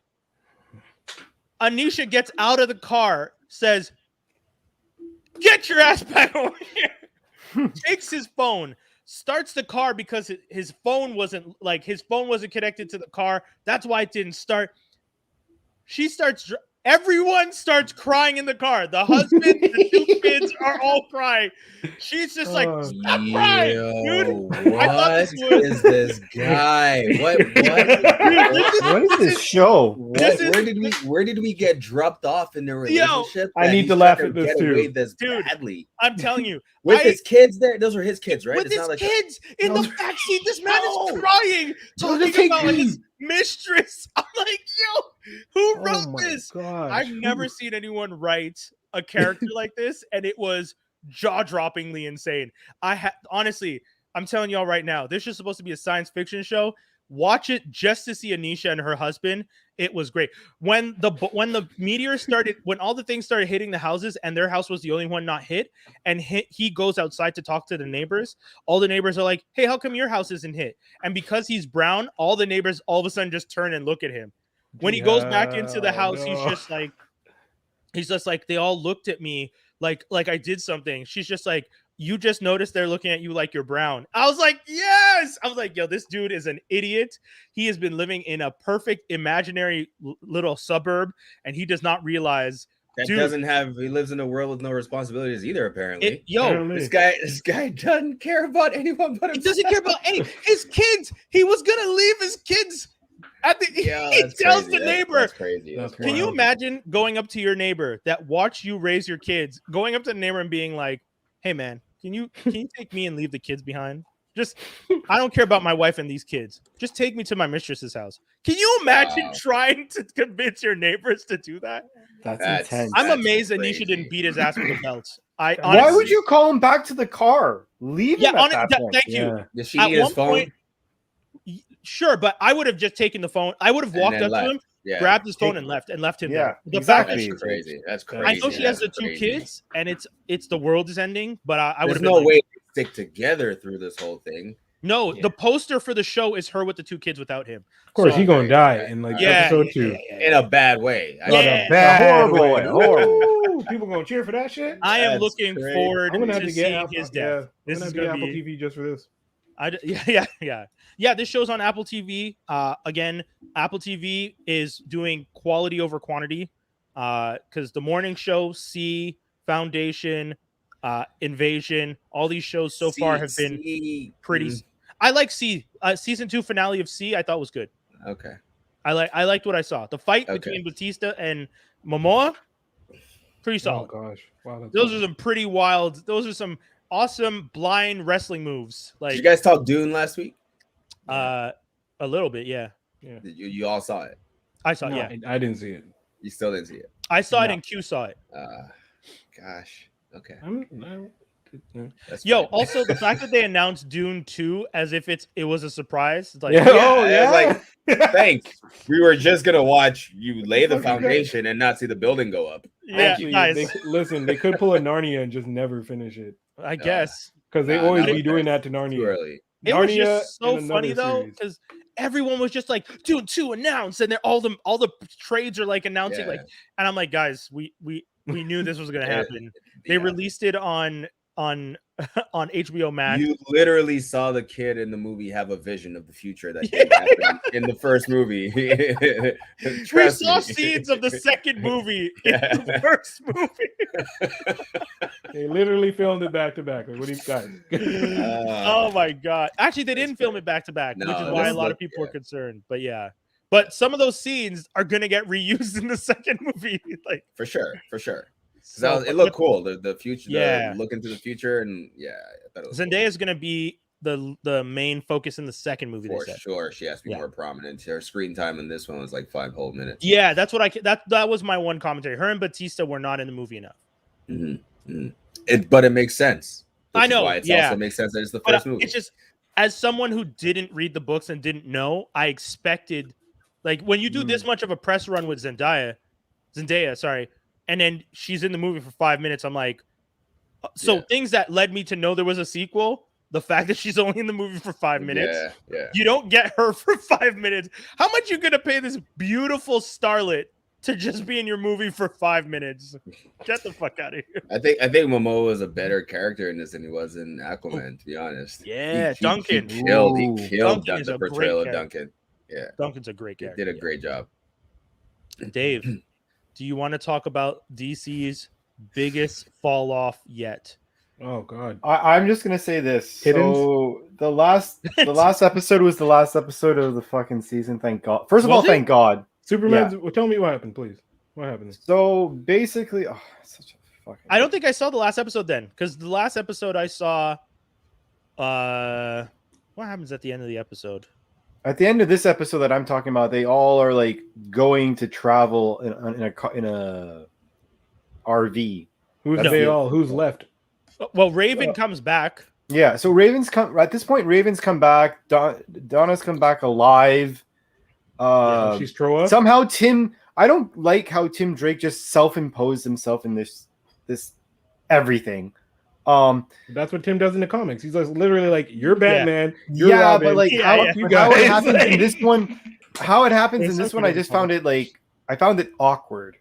Like he's even at the end, like he was like, no, I'm not gonna go, and then they're like, no, are you coming? And he's like, oh, I'm allowed to. It's like, it's lame. So like basically, in short, they saved the day. Starfire's sister is like gonna do her own thing and go back to her planet. Where's Superboy? Yeah, Superboy. The last thing that you saw in the previous episode is that he destroyed Starfire's sister's ship. In this episode, he basically feels bad about it at the end. Because what's weird is that like this episode was it's Crane at the beginning. Yeah, and within 30 minutes, it's done. Ugh, I hate that. And then it's like 30 minutes of like conclusion. It's the Lord of the Rings ending. That's what this was, and it was fucking annoying. Yeah, and like first of all, when Crane gets outdone, it's like the easiest thing ever. Red Hood is now on the good guys team, even though he murdered people from the Titans. And like, it's like one of those things where it's like, oh, I hired Jason to join us to help us do the last kill, so to speak. And then at the end, he's like, right before they're like, it's like they kill all the, let's say, or beat up like all like the henchmen, right? They take care of all that. And like right before they go for the kill, he's like, no, this is for you guys. I'm no longer a Titan, blah, blah, blah. And then they go finish off Crane. And then like for the next 30 minutes, this random shit. It's Superboy apologizing and like showing him what's her name, that since he has like the memory that he has, he was able to like create blueprints, and like that weird scientist guy that experimented on her is like randomly gonna buy her a ship, which just makes no fucking sense. Sorry, build her a ship, not buy her. Makes just no fucking sense. Bruce is now talking to Jason. Like, it really looks like, it almost looks like they're gonna do a spin-off with Bruce and Jason, and like somehow he's gonna like coach him to be the Red Hood or something. That's like one thing I was like worried about. Like, how it ends is them talking, but like he's obviously not gonna be Robin, so he's gonna obviously be Red Hood because he has no other identity. So whatever. Is Bruce back? What? Bruce is back, and he's so happy that Tim. He says to Grayson, "You won where I failed," or whatever. And I'm there. I'm like, get the fuck! You went on vacation. Like, who? Anyway, so at this point, my thing with this show is because it was so poorly structured. The big, like, you shouldn't take 30 minutes to end off your big battle. Like, you shouldn't finish your big battle at the midpoint of the last episode and then have a Lord of the Rings-esque 30 minutes of closing out everyone's story. That's not how a season finale should go. No. And like at the end, Starfire's sister does whatever she's gonna do. I stopped paying attention for 2 seconds, and for some weird reason, Donna's joining her, also not joining them. I'm like, whatever. They meet up at the hangar for like Bruce's like airplanes and stuff, and he's like, no, we're gonna go in this RV. Come on, guys, it's gonna be fun. And you're like, what? And so like basically, does anyone else smell that? Am I the only one? I smell waste. Yeah, oh yeah. Essentially, and garbage. It's so bad, dude. I like for 2 seasons of good TV and for like a very promising start. I'm so fucking disappointed with this show, and I don't blame the actors at all. No, it sounds like it's writing. It's so bad. Even the guy who played Jason Todd was doing better. But anyways, go on. Sorry. Are they all who's left? The people who are in the team is still Superboy, Grayson, Starfire. It's all the original. The one from the original first season. Raven, right? Like the only people who are not in the team now is Raven and Starfire's sister. Wait, Raven's gone? Sorry, not Raven. Donna. Donna's on her own. Jason didn't go back. He's with Bruce. Starfire's sister, who I can't remember her fucking name. Blackfire. She's doing her own thing to go back to with her newly developed powers that were stolen from her at birth to give to Starfire. Wait. Okay, so Nightwing, Tim Drake Robin, Starfire, Rachel, Beast Boy, Superboy. Oh, Beast Boy learned how to turn into a bat. Yeah. There we go. That's all I wanted. That's it. I'm happy. They're going You're back happy? They're going back to San Francisco? Right? They're going somewhere that's not Gotham. Okay, I'm good. Okay, I get what Skinny's saying though. If that's the team and they're leaving, then their next season should be back to normal. Because they're too OP anyways. They did have to do some. Yeah, dude, it was this season was a waste. Took a whole season to do that though. Yeah, I didn't need this, but at the same time, hey. Yeah. And if anything, bring back Rose, because the actress who played Rose, Deathstroke's daughter, was actually pretty good. She did a good job. I agree. She was actually really good. But it was didn't care for her costume. Her costume was ass. Yeah, that's fair. But I don't know, man. It was a waste. It was a long waste of a season. Skinny, did you have anything you wanted to review? Oh wow, this week I watched a lot of things. Actually, okay, I'll get into Little Fires Everywhere. Oh yeah, you were talking about this last time. Real quickly, starring Reese Witherspoon and Kerry Washington, based on the books written before. It tells the story of essentially just like two mothers, one who's like privileged and has a cookie cutter life, used to be a reporter, so on. Four spoiled ass kids. Kerry Washington's character. Oh, okay. Who is a single mother. You got stuck for a second. Sorry. Yeah. Kerry Washington's character is a single mother, young daughter, so on and so forth. Came up like, I mean, how do you say it? In a little bit of a rough end, like basically the polar opposites. Essentially, the show is good, the ending is trash. I recommend it, kind of, and that's basically my take on it. It's good, but the ending is just I don't know. Trash. Yeah, essentially trash.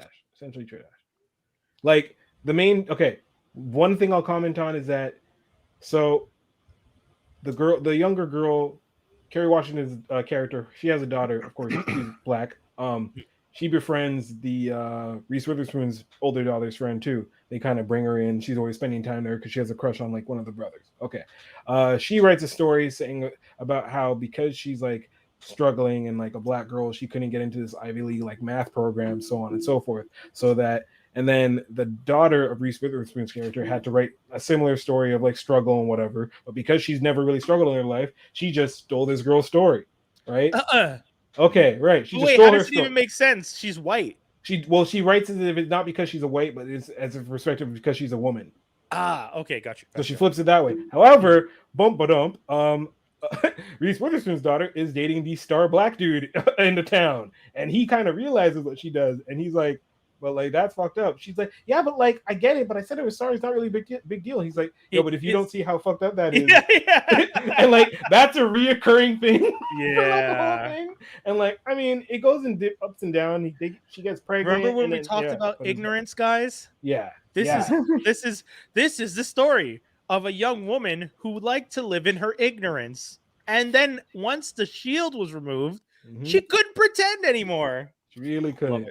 Story season 1, I'll say, because I can't believe this is continuing. Season 1 ends with, "Hey man, we really hate our mom. We never want to be like her. So let's burn our house down." God damn.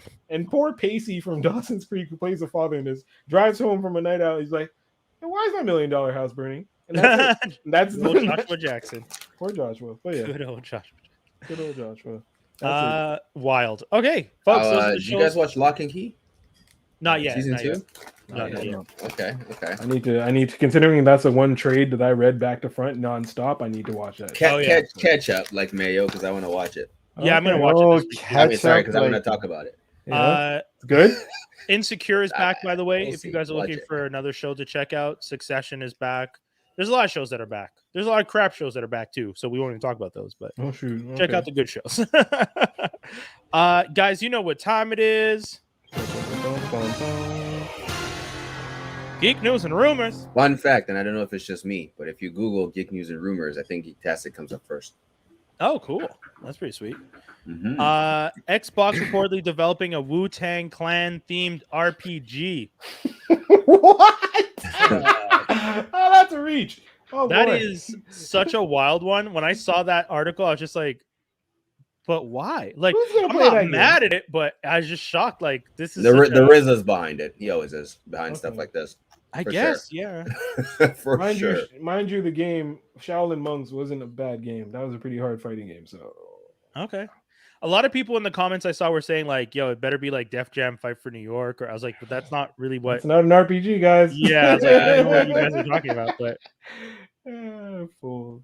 But yeah, I mean, I don't know if because I'm also not going to get an Xbox just to play this game. I'm a PS kid, so why is it on Xbox only? It makes no sense. No, I don't know. Why isn't it cross platform? It doesn't make any sense. Anyway. What else do we have here? Brendan Fraser to play villain Firefly in HBO Max's Batgirl. Which is I think gonna be you're already in a DC show. Like, what are you? Right? Yeah. Like he's just, mind you, he's the only one that seems to be working, so maybe that's why they're taking it. He's having a bit of a resurgence right now, so I think that's you're gonna start seeing his name in random little projects again. Whatever. I don't even care if you have the same actor playing different characters in DC anymore. DC don't give a fuck about continuity. Wow.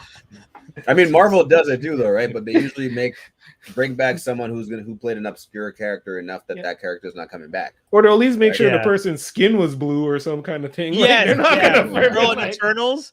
Like you look completely different in Eternals now. It's like okay, we get it.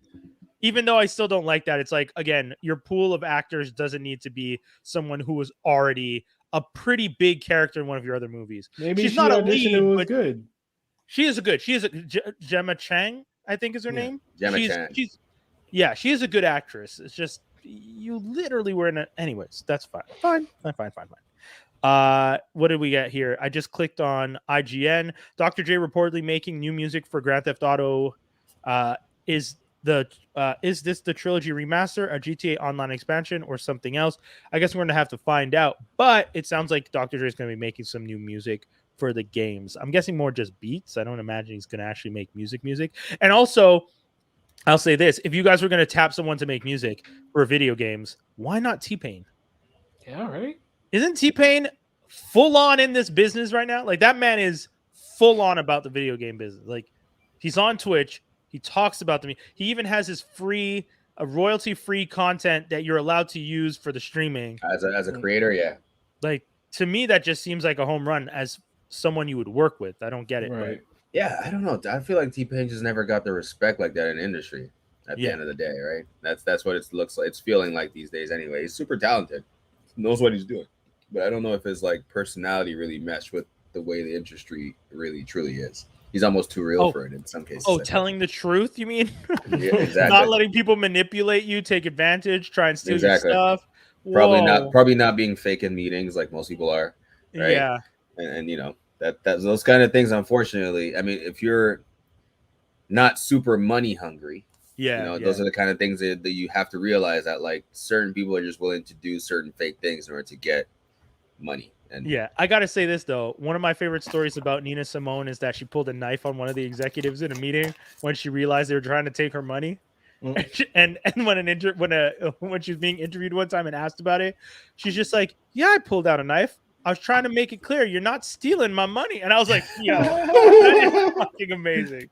How are you gonna pull a knife on an executive in a meeting? Wonderful. You go, Nina Simone." This one is interesting, and I think it will lead to a little bit of a conversation. The Ghost Rider TV show was supposed to end up being a Defender-style blend for Hulu, which would have seen Ghost Rider crossover. Gabriel Luna's, right? Yeah, Gabriel Luna's Ghost Rider crossover with Hellstrom, other Marvel characters against Lilith, the Mother of Demons. Do you think you dodged a bullet? Okay, yes, because Hulu didn't have Hulu's Marvel content, wasn't. You guys didn't like? You thought Hellstrom was bad? Because I didn't think Hellstrom was that bad. I didn't watch it. I stopped. I got ring. Yeah, I actually kind of boring. In general, what you just explained sounded boring as fuck. But you didn't watch Hellstrom. Anyway, I watched Hellstrom. The guy didn't even watch the thing. And it's just like, man. It started. I watched the Ghost Rider alone. No way. I would have watched a Ghost Rider show. Y'all not that Ghost Rider. I don't know if it was just strong enough. I don't think Hulu really took it kind of seriously. So no, they didn't. Hellstrom was okay. It trailed off towards the end of that first season. Cloak and Dagger. Yeah, bro. What else did they have? Cloak and Dagger is Freeform though. Wasn't it? Right, that wasn't even Hulu. Yeah. Runaways was what? Runaways. Yeah, right. Runaways. Yeah, no. Shit, but can they bring those things back? Like, was that before the whole everything's unison now? Like, what do we do with Cloak and Dagger? I think those shows never hit though, really that much. Did they? But yeah, but are those canon Cloak and Dagger? Or are we going to just bring them back and have them be like wild old and shit? Oh, interesting. Because those are supposed to be canon, right? Cloak and Dagger is supposed to be connected to Luke Cage, right? Yeah, because of the cop. The cop that goes to Cloak and Dagger and explains that she left because of what happened in New York, and then supposedly it's whatever Luke Cage story that happened in New York. Yeah, interesting. Yeah. Okay. It wasn't well done because nobody realized. Is Luke Cage canon? I feel like we're gonna find out in a couple weeks. Actually, if Luke Cage and Daredevil is canon, probably Daredevil, most likely not Luke Cage. 100% Punisher is canon. Oh yeah. Ain't nobody else Punisher. That's what I said. Punisher. That's what I think.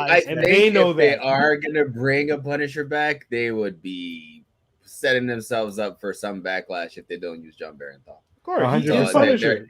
He kind of cornered them to the point where Marvel might just stand their ground on never bringing a Punisher into the universe. The other reason they probably won't bring a Punisher though is they're not going to want to do rated R. Yeah, and Punisher, they are with Deadpool. They are with Deadpool. Yeah, but if Deadpool's successful, they're gonna dabble into it. And to be quite honest, like I think it's already been proven that if you do it right, you could have R-rated movies and they're gonna make more than enough money.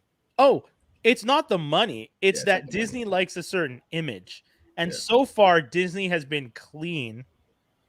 They got to get Aside dirty. from Killmonger popping Homeboy in the head with a gun. I've been saying since Pirates of the Caribbean 1, which I thought was when they were going to finally start doing some more intense stuff, and I don't like the snowball hasn't turned into a huge boulder by the end of the hill. Disney has to accept the fact that like not everyone likes cartoons and happy endings. Let's see some gore. Yeah, but Disney has enough money and divisions that they don't have to do it in the main Disney under the main Disney umbrella. That's also their brand, exactly. They Yeah. bought so much shit now that they could just take Punisher, put him somewhere else. And I mean, we don't have to relive that prison fight. No, we got it once. We're okay. We don't need to But literally see him stab a nigga in the though. eye. But yeah, but what kind of haunted fuck wants to go see a horror movie for that kind of shit? Yeah, I want to see Frank Castle stab you in the eye, or at least not allude to it, but like we know he did it, but I don't need to see it. Yeah. Shoot it in a way. You know what I mean? Like I think you could shoot it in a way that it's Yeah. I think what Disney's going to end up doing is, and even with Deadpool, I know everyone's saying like Deadpool's going to be part of the MCU. He's going to be part of the multiverse. Yeah. That's their loophole. That's definitely their loophole now. The 100%. loophole I hate is that the so much. multiverse. I'm okay with it though. I'm okay with it. That's the only way we're gonna get it. I'm okay with it. I'm okay with it. The loophole is the multiverse. The main canon universe MCU that you've grown to love is not going to be the one where Deadpool. I wear red so that people don't see the blood. Like, no, you're not getting all that stuff. People exploding. You're not getting Frank Castle stabbing people. You're not getting Kingpin smashing a guy's skull in a door. No, you might still get that. That's what I mean. Shooting. Oh yeah, that should be cut away. That's not even cut away. They just showed the head, and then you just saw it crushing and blood just splatter on the ground. They did that with Old Man Logan, right? Logan. Yeah. Logan. They showed everything. Yeah, but that was a rated R Fox film. That's what I'm saying. I'm saying they can find way, and Logan didn't seem overtly violent. True. Right? I mean, he's a man who has blades on his hands. Yeah. We're going to see blood. Can you imagine a bloodless Wolverine? It wouldn't even make sense. It'd be weird. It'd be strange. Oh, shit. Yeah, no, I'm super pumped for Eternals too, because I realize it's going to be a different movie than what we're used to, just based on the reviews and stuff I'm seeing. Okay. I'm excited for that. So the Rotten Tomato was a little low. That's fine. 67%, which is fine. That makes sense. Agreed. It's fine. The only thing I'm seeing that I didn't really like was a lot of praise for the director and the director's style, which I'm excited for. A lot of commentary on Disney falling onto the same formula, which is something we've said that they use a formula. But I thought what I was reading the opposite, that it wasn't what we're used to in Disney movie and Marvel movies in terms of like the progression, the action. That's good then. Yeah, I'm happy you're seeing different reviews then. I read that the cinematography was very, very well. The acting was done well, but the storytelling was bad. I saw the story. I saw everything that Dave just said is what I saw too. Chloe does an excellent job in weaving her style into the movie, but ultimately the story, she can't save what the original source story was. Like it doesn't feel like it fits.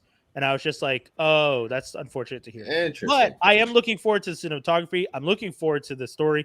I am a fan of the Eternals. Like I said, I have the Neil Gaiman's run of it. I think you also have it. It was very good. I'm looking forward to it.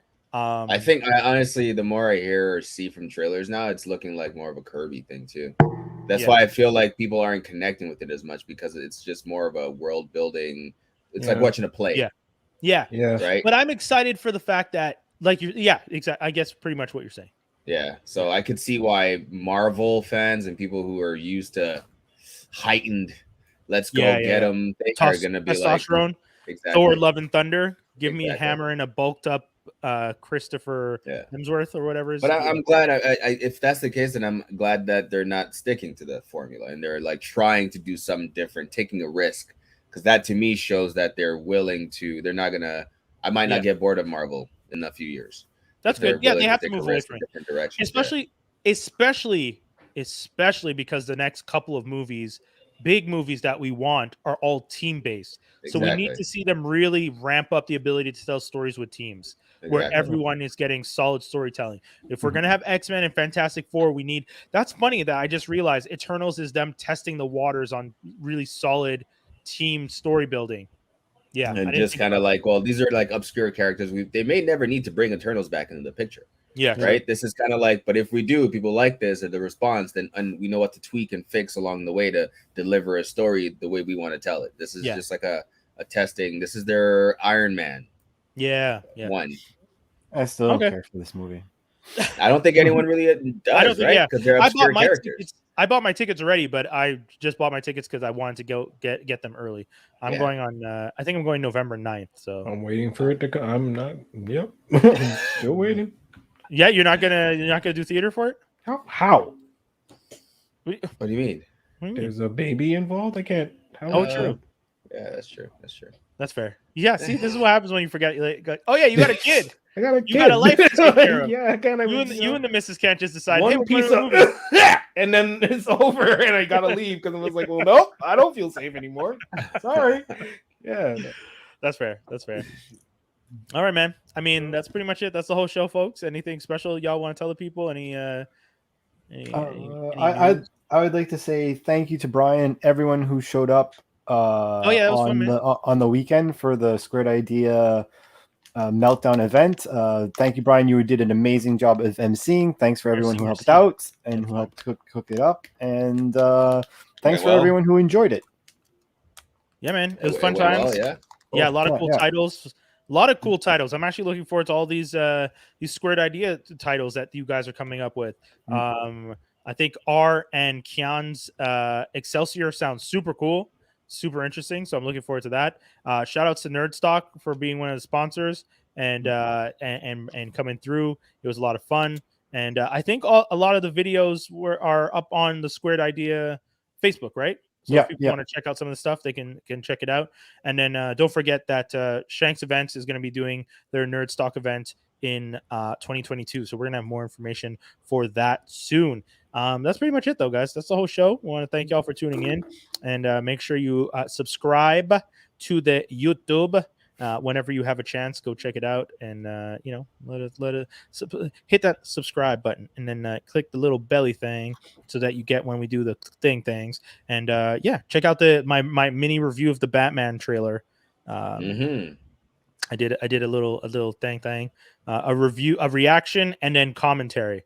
I split it up. I even timestamped it for you bastards. So if you already saw the trailer and you don't care to see me go, wow, you can just skip to my comments. I don't agree with a lot of the stuff you said, though. I'm excited. I know. That's again. This is always. It's always going to just be Brian's opinion. I'm not going to tell. Which is why people should watch it so you can have things to say to Brian about how his opinion sucked on the Batman trailer. Go ahead, hit me by all means. I'm kidding. Oh boy! Love to hear your thoughts. I'm kidding. But that's it, guys. That's the whole show. Yes, sir. Out here. Peace. Doses.